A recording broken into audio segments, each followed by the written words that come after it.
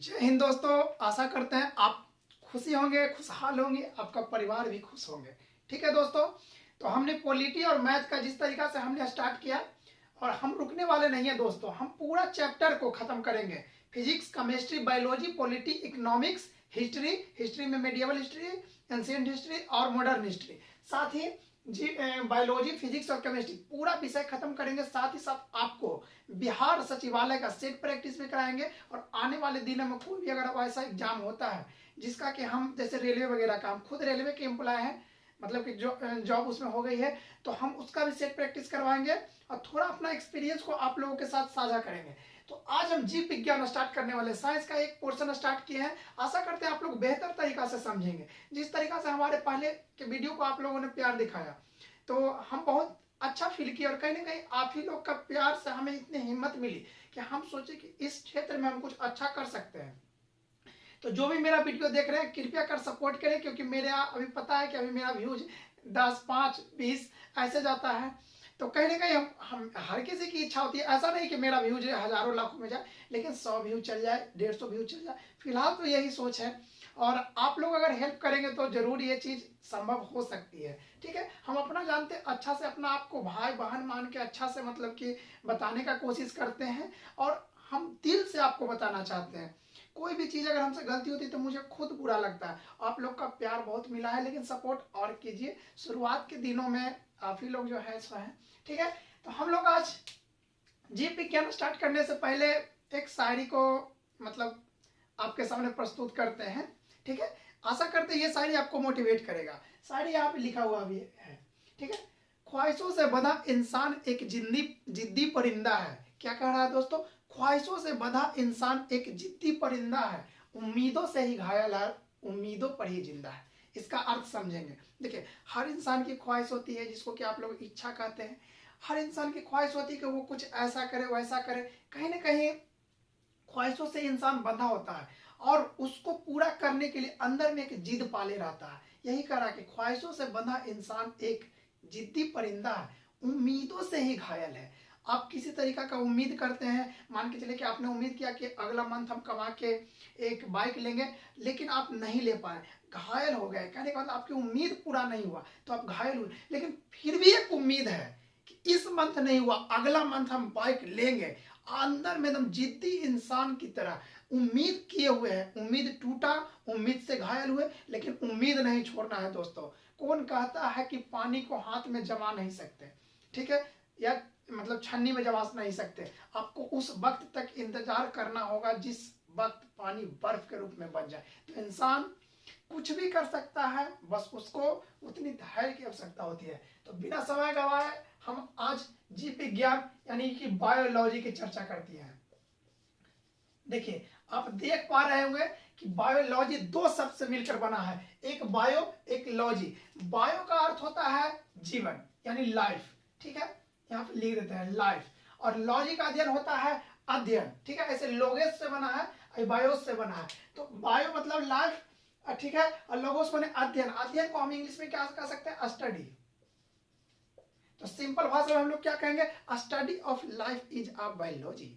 ठीक है, तो study of life is a biology. Okay दोस्तों, तो बायोलॉजी का सर्वप्रथम इस शब्द का प्रयोग, बायोलॉजी शब्द का प्रयोग सर्वप्रथम 1810 में लेमार्क एवं ट्रेविरेनस ने किया था। किन्होंने किया था 1810 में? लेमार्क एवं ट्रेविरेनस। दो वैज्ञानिक अलग अलग थे, लेमार्क अलग थे और ट्रेविरेनस।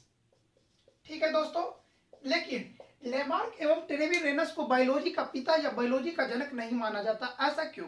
क्योंकि इन्होंने सिर्फ बायोलॉजी, जैसे देखिए हर चीज का अध्ययन होता था, जैसे पृथ्वी का अध्ययन ज्योग्राफी, ठीक है, भू मतलब कि जियोग्राफी यानी जियो यानी भू और ग्राफी यानी अध्ययन। उसी तरीका से देखिए इन्होंने एक तरीका का मतलब संकल्पित किया कि बायोलॉजी एक प्रकार के जीवन का अध्ययन भी होना चाहिए, और इन्होंने उस शब्द को, ठीक है ना, ग्रीक भाषा में था, इसको बायोस और लोगोस को मिला को बायोलॉजी शब्द की उत्पत्ति किया। और इन्होंने, कौन ने?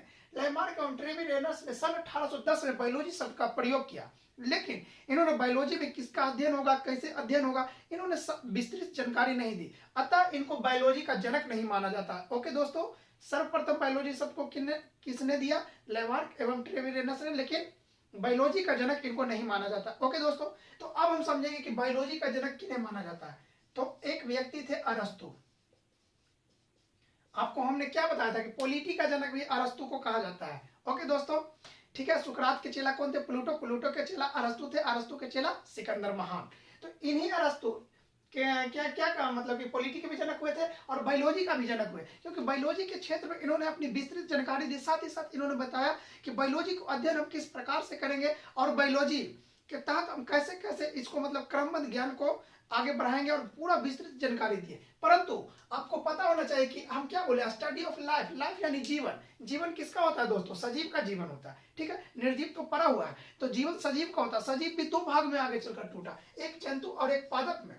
तो अरस्तु जो थे बहुत ही नॉलेजेबल पर्सन थे, परंतु इन्होंने पादप के बारे में कुछ विस्तृत जानकारी नहीं दिया, इन्होंने जंतु के बारे में विस्तृत जानकारी दी। अतः जंतु जीव विज्ञान का जनक किनको बोला जाता है? अरस्तु को। साथ ही साथ जंतु विज्ञान का अगर जनक कहा जाए या फादर ऑफ, ठीक है ना, जंतु विज्ञान, तो इसका कौन हो जाएगा? जनक अरस्तु हो जाएंगे दोस्तों। परंतु पादप विज्ञान के जनक जिसको कि वनस्पति विज्ञान कहा जाता है, ठीक है, इसको जंतु विज्ञान, पादप का अध्ययन को क्या कहा जाता है? वनस्पति विज्ञान। देखिए वनस्पति विज्ञान हो गया, ठीक है, और एक जंतु विज्ञान यानी जूलॉजी कहते हैं इसको, बायोलॉजी इसको जूलॉजी, ठीक है। तो समझिए जूलॉजी या जंतु विज्ञान के जनक कौन कहलाते हैं? अरस्तु। परंतु पादप के बारे में इन्होंने उतनी विस्तृत जानकारी नहीं दी। तो पादप के बारे में आगे चल के एक वैज्ञानिक आते हैं जिनका नाम आप लोग सुने होंगे, थियोफ्रेस्टस। क्या नाम था दोस्तों? थियोफ्रेस्टस, ठीक है दोस्तों। तो पादप विज्ञान या वनस्पति विज्ञान का जनक किनको माना जाता है दोस्तों? थियोफ्रेस्टस को। परंतु अगर जंतु विज्ञान का जनक पूछे तो अरस्तु को कहेंगे, या जीव विज्ञान का जनक कहे तो अरस्तु को कहेंगे। सर्वप्रथम जीव विज्ञान शब्द का प्रयोग किन्होंने किया? लेमार्क एवं ट्रेविरेनस ने। कब किया? 1810 ईस्वी में किया। अभी हम कोस्का उसका के बारे में नहीं पढ़ रहे हैं, इसके बारे में कल चर्चा करेंगे। आज हम सिर्फ बायोलॉजी के बारे में समझ रहे हैं। अब समझिए, बायोलॉजी में हम लोग जीवन यानी सजीवों का अध्ययन करते हैं जिनके पास जीवन होता है। तो समझिए, अगर मान के चलिए कि हम मधुमक्खी का, देखिए अध्ययन को हम क्या कहते हैं? लॉजी यानी लॉगोस। लॉगोस मतलब कि अध्ययन, स्टडी, ठीक है। देखिए लॉजी लगा हुआ है, लॉजी में स्टडी यानी अध्ययन, लॉगोस शब्द से बना। तो देखिए जिसमें भी लॉजी लगा हुआ रहेगा उसका अध्ययन कहलाएगा, ठीक है। जैसे मान के चलिए फाइकोलॉजी, तो शैवाल का अध्ययन, ओके। वहीं पे अगर कल्चर लगा हुआ है तो कल्चर मतलब होता है, जैसे देखिए मान के चलिए कि पीसी कल्चर यानी मत्स्य पालन का अध्ययन। अगर मछली का डायरेक्ट अध्ययन कह दे, ठीक है ना, मछली का डायरेक्ट अध्ययन कह दे तो अध्ययन का अर्थ होता है लॉजी, ठीक है। तो थियोलॉजी भी होता है मछली का अध्ययन, लेकिन मछली पालन आप कैसे करेंगे तो वो हो जाएगा पीसी कल्चर। तो आशा करते हैं आप कल्चर और लॉजी में समझोगे। तो हम इसको चर्चा करेंगे। देखिए ऐसे तो बहुत सारा है, जैसे चंद्रमा का अध्ययन सेरोलॉजी, सूर्य का अध्ययन, बहुत सारा हर चीज का अध्ययन कहलाता है। लेकिन हम जनरली बायोलॉजी में आने वाले हर चीज के जीवन का अध्ययन जो भी इसके अंतर्गत आता है, मतलब बेसिक, उसकी चर्चा हम करते हैं। तो आप लोग सुने होंगे, अगर कोई आपसे पूछ दे कि मधुमक्खी पालन का अध्ययन क्या कहलाता है दोस्तों, तो उसको हम लोग एपी कल्चर कहते हैं, ठीक है। और अगर कह दे रेशम पालन का अध्ययन क्या कहलाता है दोस्तों, तो सेरीकल्चर। यहाँ पे कंफ्यूज नहीं होना है। अगर मत्स्य पालन, पालना, उसको किस तरीका से पालना है, अगर उसके बारे में जानकारी या अध्ययन चाहिए तो पीसी कल्चर। लेकिन डायरेक्टली अगर मछली का अध्ययन पूछ दे तो एक थियोलॉजी, कवक का अध्ययन पूछ दे तो मार्कोलॉजी, शैवाल का फाइकोलॉजी, पक्षी का ऑर्निथोलॉजी, कीट का एंटोमोलॉजी, छिपकली का सेरोलॉजी, सर्प का ऑफियोलॉजी। इसी तरीका से फल का अध्ययन सुनोगे पोमोलॉजी, ठीक है। स्वप्न का अध्ययन और न्यूरोलॉजी, बहुत सारा है, लेकिन हम लोग बेसिक समझेंगे इसको। तो देखिए हम डायरेक्ट अगर बोल देंगे तो आप लोग को दिक्कत होगा, इसीलिए हम थोड़ा सा ट्रिक बताने की कोशिश करें। देखिए इसमें क्या लगा, A P culture. A P, P मतलब मध पी, क्या पी? मध पी। मध कौन देता है? मधुमक्खी, यानी एपी कल्चर मधुमक्खी पालन, ओके। सेरी यानी सेरी मतलब ससारिया, ससारिया क्या चीज पे? रेशम पे, तो रेशम पालन करते हैं सेरी कल्चर। मत्स्य पालन, मत्स्य पालन करेंगे यानी मछली को जब पालन करेंगे तो उसको बनाएंगे, खाएंगे, तो क्या पीसेंगे? एक तरह से उसका मसाला पीसेंगे, तो पीसी कल्चर। क्यों पीसेंगे? मछली को बनाने के लिए, तो मत्स्य पालन का अध्ययन पीसी कल्चर।